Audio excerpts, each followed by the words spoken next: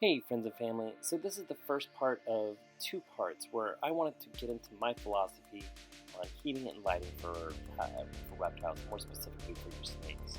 Now, these two parts are going to come out back to back, and each one is just the tip of the iceberg.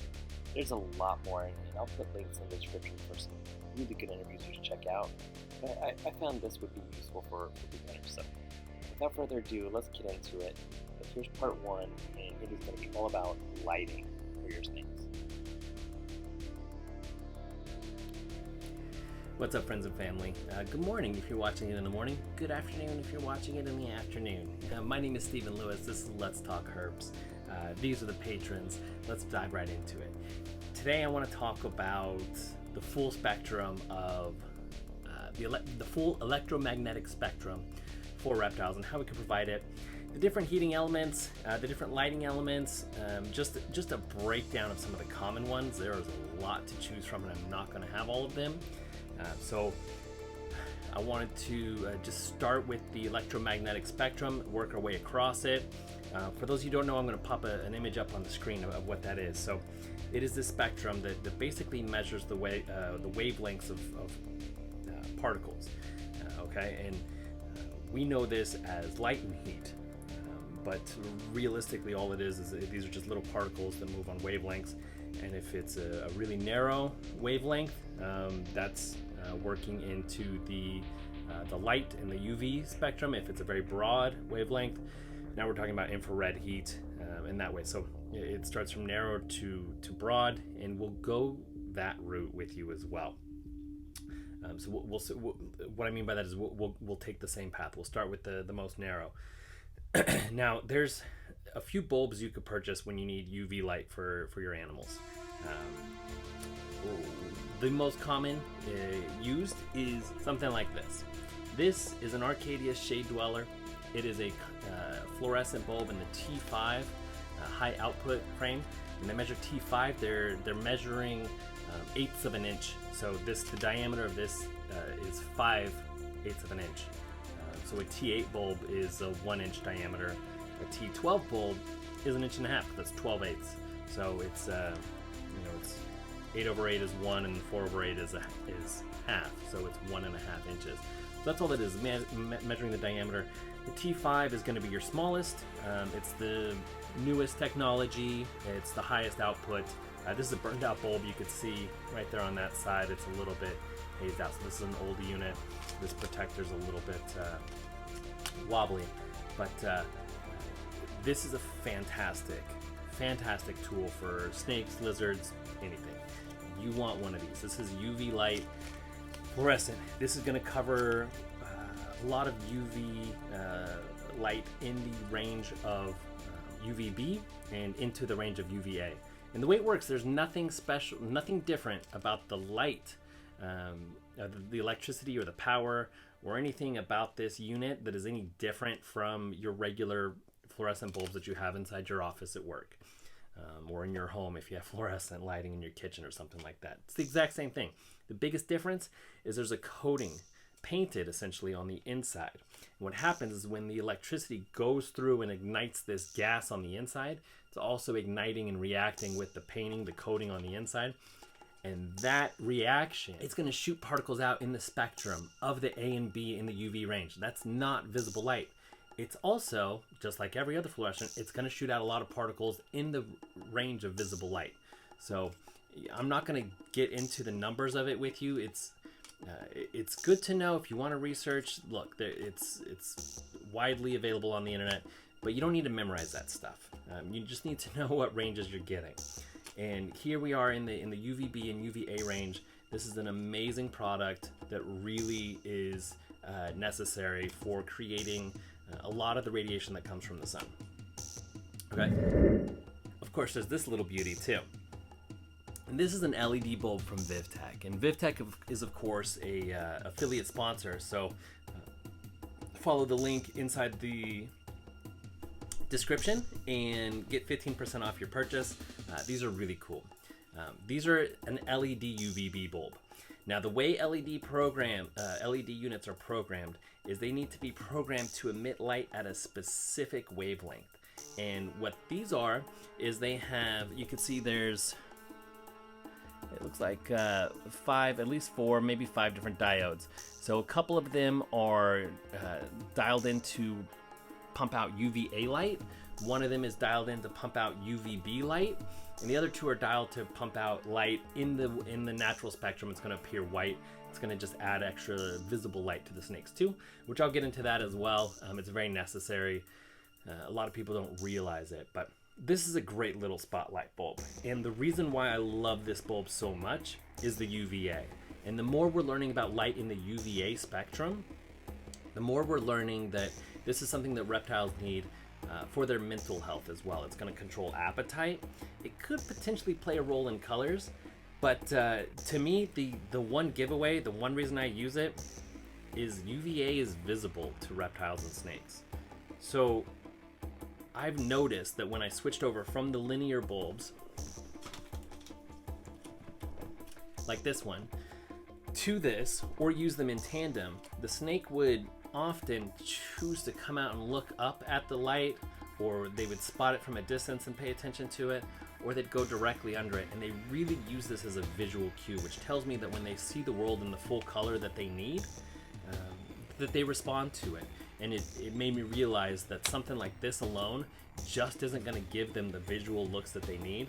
And it's also not going to give enough of the UVA output, which is going to really help control serotonin, which helps control the mood of the animals. And when you're talking about reptiles and these animals that are really prone to stress, if you could have something that's going to control their mood and help keep it elevated, almost in an identical way that folks in the Midwest and East Coast, right? There's seasonal affective disorder.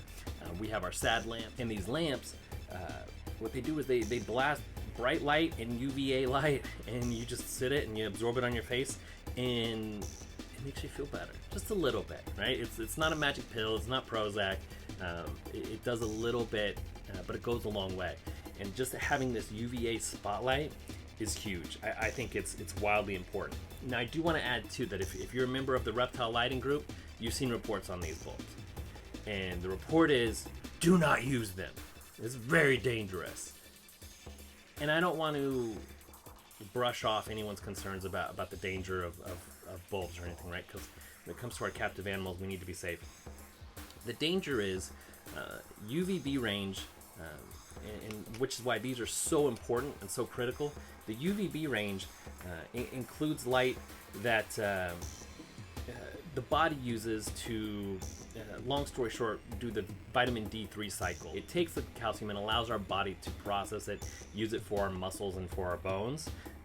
And without the vitamin D, otherwise that calcium just goes out in waste and is never absorbed and is useless. That's how you get things like metabolic bone disease in lizards.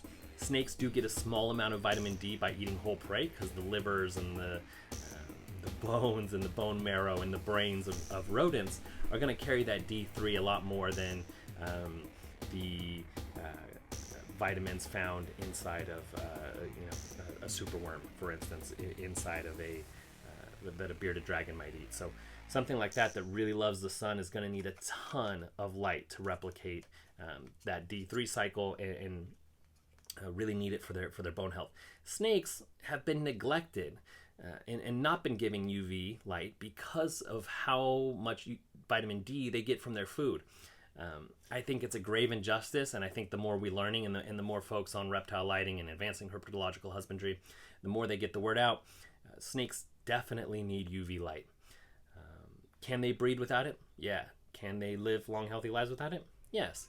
But knowing that it impacts their mood, knowing that it gives them stronger and healthier bones and muscles, I think it's very worth it. There's hypotheses about larger clutch sizes as well as healthier clutches too. So I think if you're a breeder, it's worth considering. But back to these bulbs and the danger, there's also a wavelength of that light that causes that process to shut off once it's reached a limit. Now, having too much vitamin D3 can be just as bad as not having enough vitamin D3. So These lights, remember I said LEDs produce light in a very narrow wavelength? These lights don't have light in the wavelength that shuts off vitamin D3 synthesis. So there's a study that's been out that hypothesizes, because they saw a rapid spike in D3 synthesis under these bulbs, it hypothesizes that it would rise to a dangerous level and would never be able to shut off, and your snake or reptile would get hypervitaminosis and could potentially die from it. So if you're worried about that, use these in tandem. This light does have that wavelength, and if both lights are going, then they're going to get that, their body's going to signal to shut off the vitamin D3 synthesis by using this bulb as well. So now you have them both in function. If you're worried about that safety, just use them both. They work both. They work great. That's what I do for my snakes, just because I worry. I'm a worrier. So if someone tells me there's a problem, I'm gonna okay, let's fix it. But these are still worth it. One, they're used far fewer wattages. These are 3 watts compared to 12 to 15, and it's going to save you money on electricity. But the visual aspect and just seeing my snakes respond to it, how they go and they'll bask directly underneath it. Even nocturnal snakes, I saw my rainbow boa lady, the day after she shed, she went and she just hung out, put her head under there as soon as it popped on in the morning. It was really neat to see. These are really cool bulbs, really worth the investment. And because they're LED, they don't burn out. So they're guaranteed for 4 years, where something like this lasts for about 1 year. And this bulb itself is actually burned out. I use them afterwards just to add on more visual light once they're expired, and I add another UV tube next to it. So they do provide some light, but we'll get into visible light next. Now, if you want visible light, there's some things that people use. Something like this old, just a little aquarium light, and it's got white lights and a few blue ones too, spread out throughout it. And it's just used to grow plants in an aquarium. And I've used this as a visual light before, and it's okay. It was like $30, and most importantly, we already had it around. But if you see here, there's a lot of gaps, right? A lot of gaps between the LED bulbs, and what happens is that kind of produces like a shadowed effect, a little bit stripy and layered. And an animal with a sensitive eye, like a reptile, is going to pick up on that. Not to mention the fact that they're under it all day. So it may look okay to us, but if you spend extended periods of time under something that's got this kind of scattered light, it's going to kind of mess with your head. It's going to not look right. You're just going to feel a little bit off. Similar to if you've ever worked in an office with a flickering light, you got to get out of there. It'll drive you crazy. So we recommend something different. Recommend this. This is an Arcadia Jungle Dawn LED bar. Now you'll notice here, LED modules are much closer together. And it's still warm. This was in use. These units do get hot, so if you're considering mounting them inside a cage, just know that they do produce a lot of heat from that power going through them. And a lot of LEDs are going to be that way. These, the ballast that's built into them, it generates a lot of heat. And electricity is electricity, and watts are watts, and they're going to generate heat. So just because it's a light bulb, don't think that it doesn't generate heat. If you have a sensitive snake like a rainbow boa, you cannot put an 18-inch LED bar inside the cage if it's a small cage, because it's gonna reach temps of about 90 degrees in there if you don't have it properly ventilated. If you know rainbow boas, that's too hot, that can fry them. So you want a shorter bar for cooler snakes, or do what I do, cut out the top or use a placement and put this above the tank so that heat escapes out instead of staying within the tank. But these are amazing. These produce so much visual light. I don't need to get into PAR and the technical terms for growing plants, but these really bright lights, you want them in the color range of about 5500 to 6500 K. It's Kelvin. What that means is just the color temperature. That's going to be in the white range of visible light.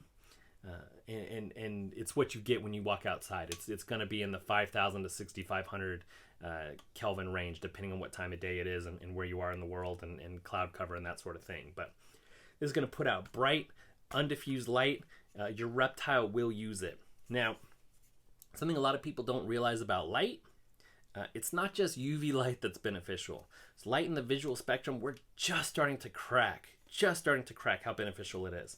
But there are reactors and cells within the body and the skin, especially of reptiles and all vertebrates, including humans, where visible light actually is shown to trigger cellular healing and regenerative abilities. So the ability to and DNA repair as well. So that's very important when you're talking about a very narrow wavelength of radiation like UV. If you're adding something like that, that's very damaging on skin and can cause cancers if used in excess.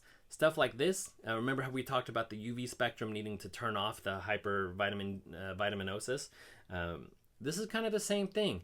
This sort of counteracts the cellular damage that UV light is going to cause. Visible light is going to allow your cells to recover from that. I know that sounds weird to fight light with light, but that's how the body works. That's how it's evolved. We've all evolved to live in a world with sunlight. So it makes a lot of sense that the light is very important. Now, when you talk about light, you also have to talk about shade. If you look behind me, you can see there's a lot of cover, a lot of places for the animals to hide. If you're providing light, especially UV light, you need to have a shaded environment. That could be as simple as a hide. I highly recommend things like branches, leaves, other things to deflect the light, add shadow, in shaded zones. Scattered light is super important if you think about an animal that lives in a forest or a jungle. Just very beams of sunlight are just going to be coming through, okay? It's not going to be this rich open sunscape. And vice versa, if you do have someone like a Euromastix or a bearded dragon that is a really, heliophilic, they love the sun, then what you're going to want for them is plenty of open space. You want hiding spots as well, but plenty of open space so that they could get out and feel comfortable in that bright light and really use the space and the brightness. For animals like my rainbow boas, I have no bulbs larger than 12 inches. They're all on the left side of the cage. That's the hot side, so they're all there with the heat, and they're all there with the light. And then the other 3 feet of the cage is used to create a gradient so that the light can slowly get darker and more shaded as well. So it's I provide a gradient of heat, I provide a gradient of humidity, and I provide a gradient of light. It's the same principle. So visible light is super important for your snakes. And really that's it. That's as far as we're going to get in the pure lighting zone.